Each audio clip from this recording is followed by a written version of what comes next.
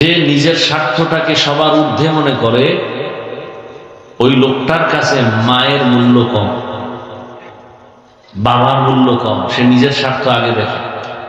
স্বার্থ অনুযায়ী যদি মা আছে তো আলহামদুলিল্লাহ, না হয় এই বেঈমান বেয়াদব গুলো মাকে পর্যন্ত কি বলবো আর ভাষা নেই। আপনারা জানেন আমার দেশের কি হালাত।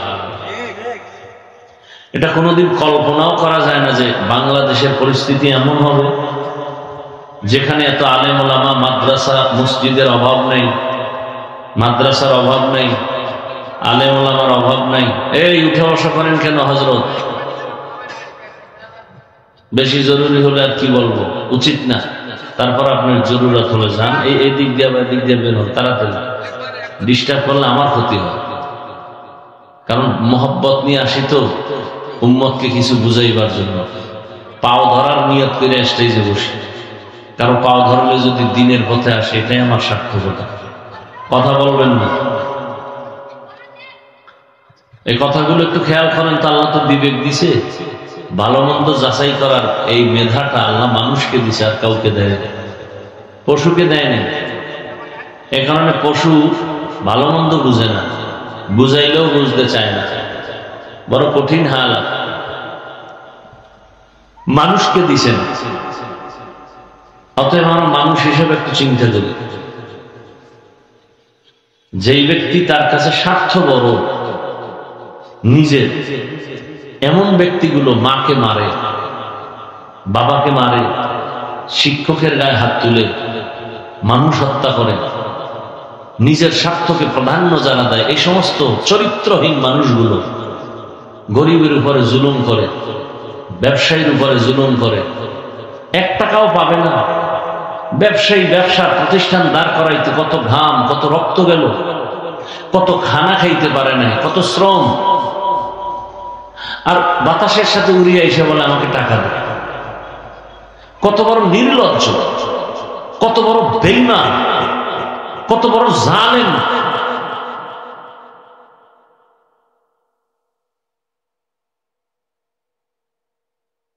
একটা পাওনাদারকে মানুষ টাকা চাইবে, তাও সেখানে বহু বিধান দেওয়া আছে। অথচ একজন ব্যবসায়ী সততার সাথে ব্যবসা করে, তার উপরে হামলা। চাঁদা দিবা না, তোমার উপরে হামলা শুরু হয়ে যায়। এই বাংলাদেশের জমিনের এই হালাত, কারণ কি? এত আলেম ওলামা, এত মসজিদ, এত মাদ্রাসা, এত নামাজি, এত ওয়াজের শ্রোতা, বক্তা, পীর, মাশায়েখ, তাবলীগ, অভাব না। সেই দেশের মানুষগুলো তো ওই শুনছি মিশরে যারা জমিনে হাল চাষ করে, মিশর, ওই হাল চাষ করানোওয়ালারাও নাকি চমৎকার কণ্ঠে কোরআন তেলাওয়াত করে। মিশরের চাষিরাও কোরআন তেলাওয়াত করে, সেই সুন্দর কণ্ঠ এবং বিশুদ্ধভাবে। তাহলে আমার দেশে এত আলেম ওলামা, ইতিহাসের মানচিত্রে 2য় বৃহত্তম মুসলিম দেশ, এত মাদ্রাসা, এত মসজিদ, এত তাবলীগ, বিশ্ব ইজতেমা কোথাও না। বাংলাদেশ তাবলীগের মার্কাজ। সেই দেশের মানুষ নামাজ না পড়লেও তো মানবতা থাকা উচিত ছিল। দাড়ি নেই, টুপি নেই, অন্তত মানবতা তো থাকা দরকার ছিল। যে আমার দেশে এত আলেম ওলামা, আমি কিভাবে জুলুম করি। বরং এখন একদল বেয়াদব এতটা উগ্র হয়ে গেছে যে আলেমদের সাথে চ্যালেঞ্জে নেমেছে যে আলেমে জমিনে রাখবে না। এই রকম বেদবি 200 বছর মাস্তানি কইরা ব্রিটিশরাও টিকতে পারে নাই। শত শত আলেমকে গলায় ফাঁসি লাগাইয়া দিল্লি শহরের গাছের সাথে লাশ ঝুলাইল, শত শত মাদ্রাসা আগুন দিয়ে দিল, সরকারি টাকায় চলতো, টাকা বন্ধ করে দিল। কিন্তু কই কোরআনের আওয়াজ? হাজারো অপচেষ্টা করলো, কই সে ভারতে তো কোরআনের আওয়াজ বন্ধ হয়নি, বরং পৃথিবীতে কোরআনের আওয়াজ চলতেছে, বাতি জ্বলতেছে। তার পাওয়ার হাউস ভারতের মধ্যে। তার পাওয়ার হাউস কোথায়? ভারতের মধ্যে, দেওবন্দ। আপনারা দেখেন, আমি যে কথাগুলো বলি বাস্তবের সাথে বিবেক দিয়ে চিন্তা করেন। যারা আলেমের সাথে বেয়াদবি করছে তাদের হালাত কেমন খুঁজেন, তারা অন্য কোনো অন্যায় নেই, অন্যায় একটা, আলেমের সাথে বেয়াদবি। হয়তো ক্যান্সার, না হয় ঘরে আগুন, না হয় দোকানে ডাকাতি, না হয় ওর কিডনি শেষ, না হয় গাড়ির তলে ফিরে পাও নাই, ওর কোনো অন্যায় নেই, এরপর বিপদ বিপদ বিপদ। কেন? শুধু আলেমের সাথে বেয়াদবি। কেন? কিয়ামত পর্যন্ত রসুল আসবেন না, আবু বকর, ওমর, ওসমান, আলী আসবেন না, দিন নাই রাত নাই, বিবির খবর নেয় না, সন্তানের পিছনে ঘুরে না, সংসারের চিন্তা করে না, 24টা ঘন্টা কুত্তার মতো উম্মতের পেছনে দৌড়ায়, তাবলিগোলারা দৌড়ায়, পীর সাহেবরা দৌড়ায়, আমরা বক্তারা দৌড়াই। কালকে কুড়িগ্রাম, এখন এখানে। এইভাবে সব আলেমরা, মসজিদের ইমাম সাহেব আপনাদের মসজিদগুলোতে ডিউটি করে, একটা টাইম আছে ভাই, কথা ডিস্টার্ব না করি, ডিউটির একটা কি আছে ভাই? আচ্ছা, সরকারি যারা ডিউটি করে, বেসরকারি ডিউটি করে, আপনারা এখানে যারা আছেন আশেপাশে তো অনেক কি আছে, ফ্যাক্টরি আছে না? ডিউটি কয় ঘন্টা? মূল 8 ঘন্টা। বেতন নিম্নে কত? সরকারি ডিউটি যারা করে নিম্নে 20,000। কথা ঠিক না? একটা ডিউটিরও কি আছে?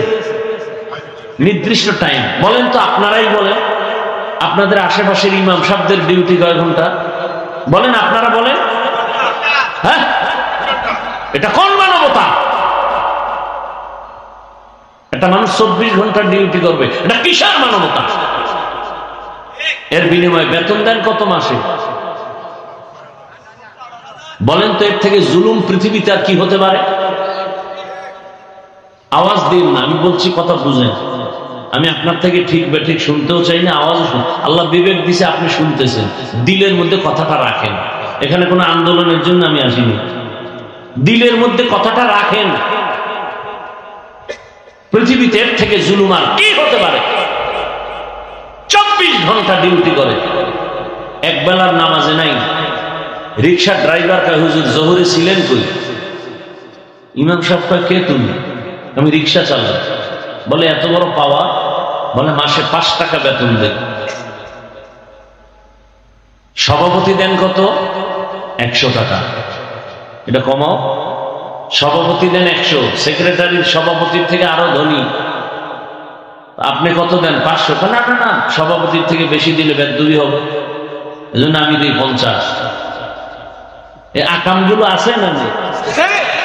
ইমাম সাহেব 24টা ঘন্টা ডিউটি করে, বেতন ঠিক মতো 5-10 যাই দেয়, তাও মাসে মাসে ঠিক মতো দেয় না। রিমান্ডে রাখে ইমামরে, রিমান্ডে। রিমান্ড চলতেছে, বেচারা ঘুমায় গেছে। আল্লাহ না করুন যদি উঠতে একটু দেরি হয়ে যায়, হতেই পারে, কেন ঘুমের মানুষ মরা। যদি উঠতে একটু ঝামেলা হয়ে যায়, চাকরি থাকবে কিনা রেড সিগন্যাল শুরু হয়ে যায়। সিগন্যাল গুলো দেয় কারা? ওই এলাকার টপ লেভেলের বেনামাজি সুদখোরের বাচ্চা। সুদখোর পৃথিবীতে আল্লাহর দুশ্মন যত বড় আছে, এর মধ্যে নিকৃষ্টতম বড় দুশ্মন আল্লাহ, সুদখোর। ও কি করে জানেন?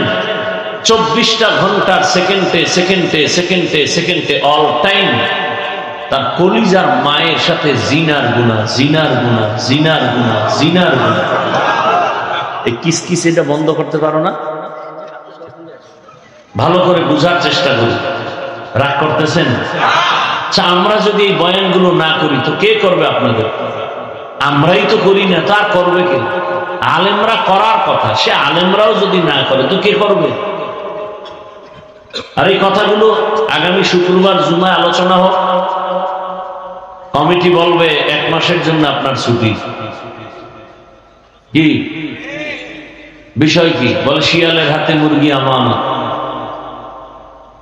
শিয়ালের হাতে মুরগি আমানত দিলে কয়দিন পরে পাবেন? সত্য কথা স্বীকার করেন, মানেন আর না মানেন, কয়দিন পরে পাবেন?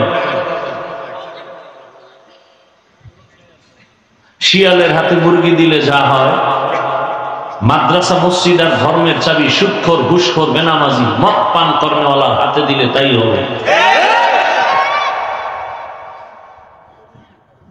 আল্লাহ হেদায়েত দান করুন, আল্লাহ আমাদের হেদায়েত দান করুন। কয় হুজুর এক ওয়াজ বারবার করেন কেন, আপনি আকাম বারবার করেন কেন? ডাক্তারের কাছে গেছে, খালি প্যারাসিটামল, ডাক্তার পেটে সমস্যা, প্যারাসিটামল, 2 দিন ভালো, আবার গেছে ডাক্তার পেট ব্যথা, প্যারাসিটামল। এখন বলে বারবার এক ওষুধ কেন, বারবার এক ঔষধ কেন? বারবার তুমি পেঁয়াজু খাও কেন, বুট খাও কেন, 2 নাম্বার তেলের ভাজা পোড়া খাও কেন? তুমি অন্যায় করবা বারবার, বয়ানও তো বারবার হবে। নামাজের ওয়াজ আল্লাহ কোরআনে একবার করছেন না বারবার, তো আপনি নামাজ ছাড়েন বারবার, বয়ানও তো বারবার হবে। আর একটা নিয়ম হলো, আপনার শরীরে রোগ আছে 5টা, চেক আপ করে ধরা পড়লো, ডাক্তার আপনাকে প্রথমত ওই রোগের চিকিৎসা দিবে যেই রোগটা আপনার বডির মধ্যে মারাত্মক বড়, ওটাকে আগে ঠিক করবে, এরপর ছোটখাটো রোগ পরে। এটাই তো নিয়ম।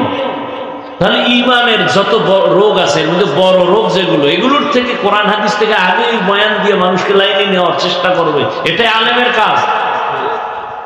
তা আপনার ইমানের রোগ আছে, আপনি নামাজ পড়েন না, পর্দা করেন না, হালাল খান না, মিথ্যা বলেন, গালি দেন, সব দোষ। এর মধ্যে আগেরটা ধরতে হবে যে আপনি মায়ের সাথে জিনা করেন সুদ খাইয়া, এটার আগে ধরতে হবে। কারণ সুদ এমন এক রোগ, আপনি সুদের খাতায় নাম আছে, নামাজ কবুল হবে না, রোজা কবুল হবে না, তেলাওয়াত কবুল হবে না, হজ করলে কবুল হবে না, দান করলে কবুল হবে না, মোনাজাত দিলে একটা মোনাজাত কবুল হবে না। আল্লাহ কয়, এই বেঈমান রেডি থাক, আমি আল্লাহ রেডি, তোর সাথে যুদ্ধ করব। তাহলে কত বড় দুশমন হলে আল্লাহ নিজে বলেন আমি রেডি, তোর সাথে যুদ্ধ করব।